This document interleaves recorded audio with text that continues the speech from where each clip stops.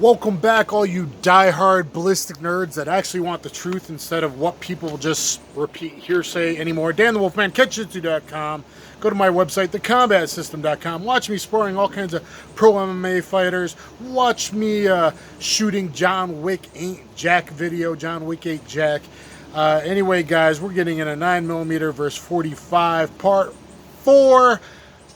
For anyone that actually watches it, which I'll be surprised if anyone does.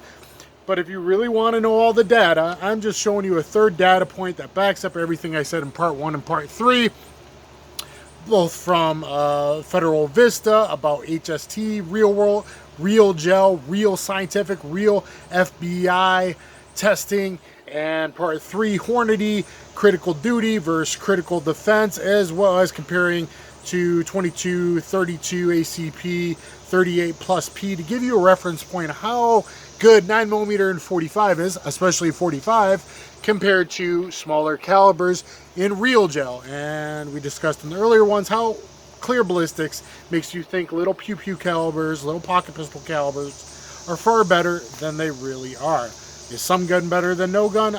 Obviously. If you have arthritis issues, medical issues, I have a firearms recommendations for people with disabilities like myself with lupus, where 32 ACP, 32 H&R Magnum, 32 long might come into play, as well as other fine choices. So guys, part 4 is Dr. Garry Roberts, probably the best ballistician, one of the best ballisticians, is that a word? Ballistics experts in the world. And his data. Now his data, I'm not sure. I would definitely go with Federal's data and Hornady's data because he always gets much farther penetration but less expansion than they did, which calls into question a lot of things. But the percentage difference between the 45 and HST versus 9mm and his percentage difference between 45 critical duty and 9mm critical duty are very similar to both the Hornady and the Federal data that I gave before. So it backs up that data again and tells all those bullshit MFers, all pistol calibers are the same, are totally full of crap. It backs it up what I'm saying. I carry 9mm, I carry 45, really look at platforms. It's not about that, but it's about the truth. And I hate when people say things that are just completely asinine and not true. So, again, guys, Dr. Garry Roberts, or Dr. Gokar, GKR, not my Gokar that gave me a black belt, but Dr. Gokar, really one of the top medical experts that worked with the military forever and FBI and various departments, etc., and so forth. He's got the knowledge. If you want to know if your carry round's approved, go to AR15.com and look at type in Dr. Garry Roberts, Dr. Gokar GKR approved list, various calibers, mostly 940, 45. If his is on the list, it's pretty much a good to go carry round. Okay. Again, guys, his testing always got way further penetration, way less expansion than HST Federal data, than critical duty, Hornady data. And that calls into question, honestly, even though it's him, were his blocks at too high of a temperature by the time he got to testing? Were his blocks not properly temperature controlled? Was he actually using clear ballistics before realizing clear ballistics versus real gel? While it's pretty similar in 45, it is very different data in 9mm. In smaller diameter and mostly smaller diameter, faster velocity bullets, clear ballistics, go back to the other videos, gives you far different, it seems like far better penetration than it does in real gel, and the human body is more like real gel. That's why they use real gel. Okay? Though penetration depth is obviously different. Anyway, guys, going on to Dr. Garry Roberts, Glock 17 4.4 9-inch barrel, usually in this 9mm testing as far as we know. Though sometimes he said 4-inch. I don't know if he just rounded up, which he really shouldn't be doing, being his position really a scientist slash doctor slash dentist. But 147 grain, 14.7 inches of penetration, 54 expansion.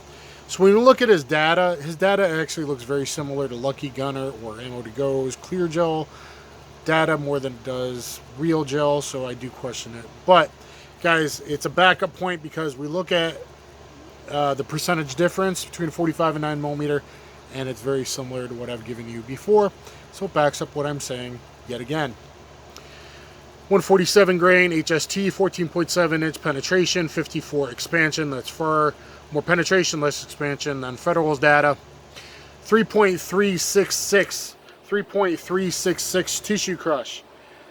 And when we look at Vista's real data, 3.366 is very similar to 4.674 in Vista's data. It's a lot more tissue crush, which again, I don't think 147s really penetrate fully when they hit bone, but hey, that's up to you to decide. You be the judge.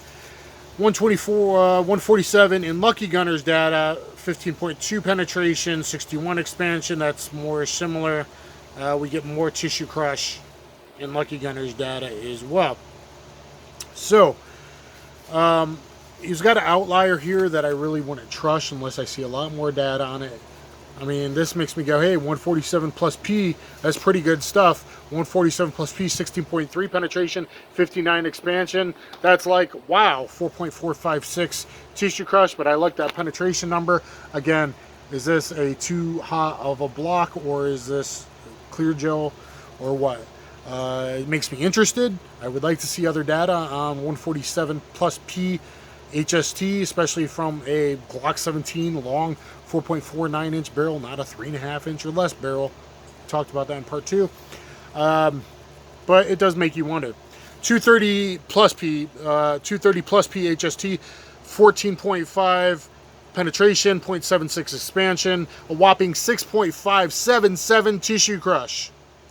Another time you got a little more penetration, a little less expansion, therefore a little more penetration, 5.429 tissue crush. But anyway, guys, his data, the better 230 plus P versus the 147 standard Prussian, 95.3% more tissue crush.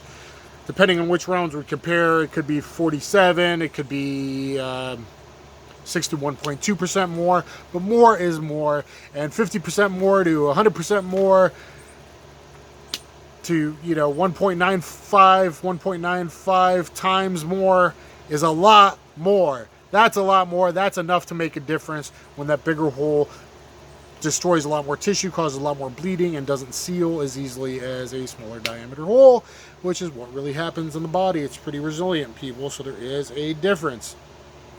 But his 95.3% sounds a lot, or 195% sounds a lot like the 211% I gave you in part 1, doesn't it? That's a big difference. In critical duty, and I'll let you see the numbers again. In critical duty, and when he tested 45, guys, there is a notation there. It originally was doing a lot with 4 1/4 inch barrel, but then more and more departments wanted him to test 5-inch barrel, so that's what he went to. He didn't list, and what we saw, whether it's really 4 1/4 or 5-inch. The first results look like that could be 5-inch. The second results look like that might be 4 1/4 inch, or it just may have been a under deviation, a under velocity round. So that's why I prefer to take the higher number, because we really don't know. Critical duty, 9mm 135 plus P, 18.1 inch penetration, which is very excessive compared to Hornady's really old data. Again, really causing, is this clear gel? Because that really looks like a Lucky Gunner clear gel result. That looks like a Ammo to Go clear gel result. That doesn't look like a real ballistics gel under proper temperature, proper protocol, FBI type result. I don't know. Dr. Gokar, let me know. 18.1 penetration, 0.48 expansion. Really, like, do I want a little under 50 caliber diameter bullet? No, guys, you don't. 3.275, really low on the tissue crush. That's so low, that's like other Hornady XTPs, right? Which got even more tissue crush and similar expansion. Again, critical duty 9mm, not a fan, not a fan, not a fan unless it's for backup magazines. Then cool, go, you rock on. 45 220 plus P critical duty, 16.4 penetration, 63 expansion, 5.112 tissue crush, muzzle on a G442. That's 56% more tissue crush, or 1.56 times 45 critical duty versus 9mm critical duty. Going back to part 4 where we look at Hornady's real gel data, I'd much rather go by that. We saw a tissue crush, 52% more tissue crush in Hornady's data. We saw 56% more tissue crush in Dr. Garry Roberts' data. So we're seeing like similar differences, right? I'm right. 45 versus 9mm. Big differences, especially HSTs. Big differences. So if you want HSTs up front and maybe the bottom of high capacity double stack magazines, I don't even want to say high capacity, critical duty plus P 220, you be the judge. Or backup magazines, maybe same thing. We talked about that in part 2. And just to throw it out there though, the data's, these are really weakly powered rounds and not going. Barnes lists their data in real gel, guys, I found, but what their velocities in their testing versus velocities real world from Garry Roberts and other testers and Lucky Gunner, the stuff's, their quality control must not be very good. The Barnes bullet's a very good full copper, really good expansion bullet. Some people choose to carry it, especially some calibers. It might be like a DPX, or the Barnes bullet might be like a really TAC XPD, TAC XP, however it's listed bullet might be the way to go. With expansion, like 357 Magnum, it's just expensive, but it gives you the most expansion. But it doesn't do good in windshield tests, especially at an angle, and then boom, and veers off. And Dr. Roberts said we need to look into that more. My theory is, you know, if you got 4 big pedals and one of them shears off, well then, boom, fluid dynamics, it's going to go 90 degrees out, which is not, you don't want, you don't want that. And the bad guy you're trying to shoot behind the windshield, the car shooting back at you. It's not what you want. So Barnes bullets, TAC XP, and people that load the Barnes bullets, or I think it's XPD and other stuff, you need to consider that. But I'll give his data anyway because it does compare 9 to 45. 115 plus P, Barnes TAC XP, 14 inches penetration, 52 expansion. Again, not great expansion, guys. Not great tissue crush, 2.973. That's barely higher than 45 ball. Not great tissue crush. Velocity was actually pretty standard, pretty hot, 1069. It's only 955 in ammo to go from a Shield 3.1 inch barrel, and 1043 from a 3.5 inch 9C barrel from Lucky Gunner. So yeah, from a 4 or 4.5 inch, that probably is Glock 17. But to me, that's still low. For a plus P, that's low velocity, 9mm, and therefore low everything and low tissue crush. Not a great choice, at least quality control. We call in with the low velocity we get with the 45 185 plus P. Plus P, 810 feet per second, only 269 muzzle energy, 12.5 inches penetration, 64 expansion, 4.02 tissue crush. That's very low. That's low velocity, even compared to ammo to go. From a 4.5 inch barrel, guys, ammo to go did everything Lucky Gunner did as well. You need to check them out. Clear Ballistics though, different barrel lengths than 45 and 9mm. Check it out. Lucky Gunner from 3.64 inch barrel, 908. So either one, comparatively, that was a really low velocity round. So that was that bad quality control. Or did Garry Roberts test that one in a 3 inch barrel instead of usual 4 1/4 or 5 inch barrel? We don't know, but the quality control, that's a question. And anyway, guys, that's 35% more tissue crush, even in bad representations. Even bad representations, 35% more tissue crush. But really, in general, guys, you're looking at 50% to 100% more. You're looking at 153% to 211% more, 2.11 more, or 1.53 more in the critical duties and the junkier hollow points, as long as that's in longer barrels. .45 to 9mm. That's what's important to know. Make your choice. Make your choice. But better shooters might be better served with 45 in most times. Now we have to look at higher capacity is more a thing in the times that this is being published because of Marxist terrorists funded by Nazis trying to take over the world. Elite, nasty people. But in regular times, might 9 rounds or 14 rounds of 45 do you better in most common civilian defensive gun use than comparatively higher capacity 9mm, or God forbid single stack 9mm. Don't do single stack 9mm. The only one I would do is Glock 48, 11 rounds. We talked about that in part 2. 9 rounds of 45 on board, or 11 rounds of 9mm on board to handle most defensive gun use, in my opinion. And even then, you know, Glock 48, you could put shield mags in and get 15+1 if you vetted them with the mag release, steel mag release.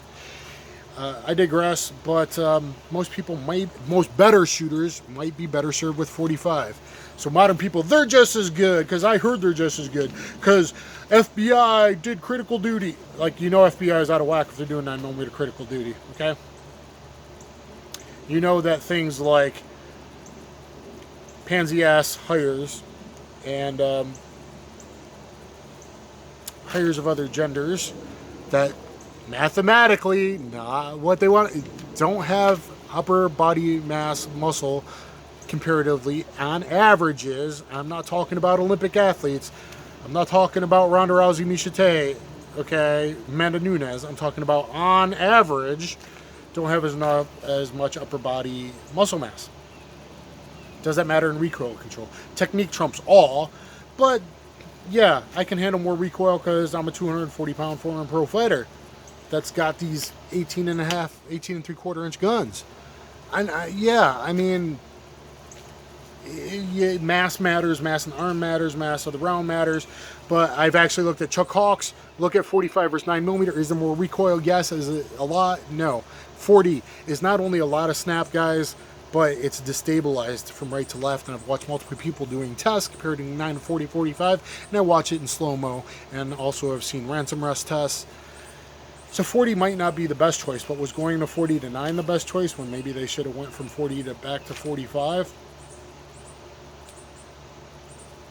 Something interesting to look at. I mean, especially when you're talking 30-ounce pistols, 26 to 30-ounce pistols in a lot of cases, 32-ounce pistols in a lot of cases versus, you know, 18-ounce, 20-ounce shields. And even then, look at, I have a 9mm versus 45 split time test last year when I was less of a good shooter, and 2 of the latest 9mm versus 2 of the latest 45s.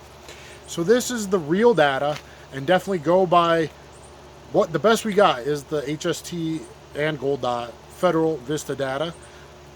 Then near that, the Hornady real data, real gel data, and then Garry Roberts to back it up. That is far superior to everything else. And then look at Lucky Gunner, look at Ammo to Go, look at Scuba Oz, look at Tennessee Outdoors, TN Outdoors, and look at 7N6, look at what federal agencies have done in the past, look at FBI data back from the past, which you don't have, but I have, which they looked at tissue crush because it's that important, diastolic pressure loss that it would cause. And, you know, look at Gun Sam.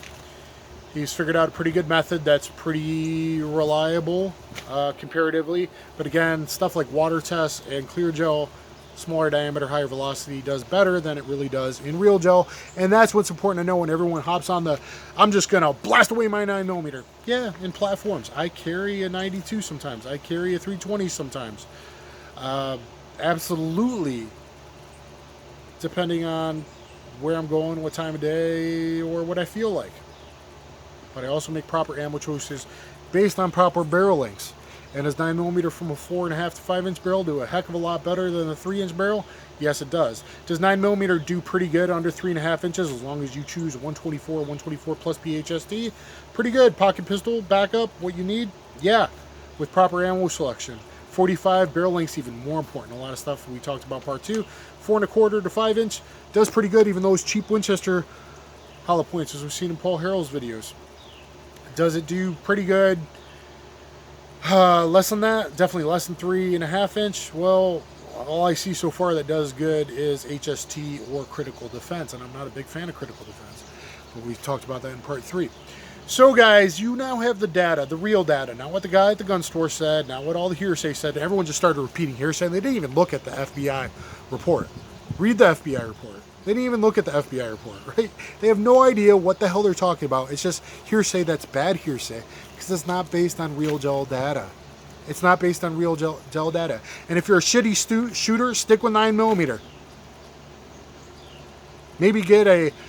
Don't be a lazy ass and carry a double stack heavier pistol that you can control better than your little single stack, do nothing 9mm. Okay, not do nothing, but you get what I'm saying. Okay? Don't use strawman arguments. Well, you not offer to get shot by it. People survive pistol rounds. People survive pistol rounds. People bleed out a lot faster and don't survive 45 a lot faster than 9mm. And maybe I'll do another one, even the Jello testers, the best Jello testers, guys, there are. They're not giving enough credence to velocity. Real world, that's a whole nother discussion. I talked about it a little bit in part 2. Real world results of 357 Magnum, 125 grain, semi-jacketed hollow point, mostly Federal, which penetrated a little bit farther than Remington, and I have the data to back that up.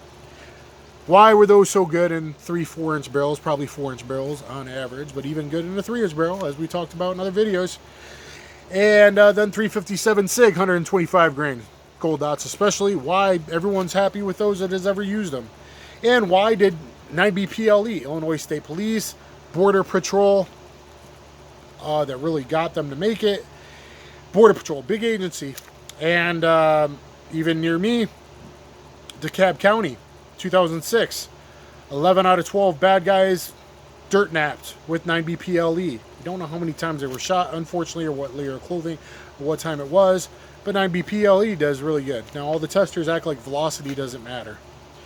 Penetration, number 1. Expansion, number 2. Gives you tissue crush. But in stuff like 9mm longer barrel, 357 Magnum, does velocity matter? Real world and all the different kinds of testing? Yeah, it does seem to do something, doesn't it? I guess that's another topic for another day. Please thumbs up, please share, please subscribe. Anyone that made it this far through 4 segments that actually cares about this, I appreciate you. Take care, everybody.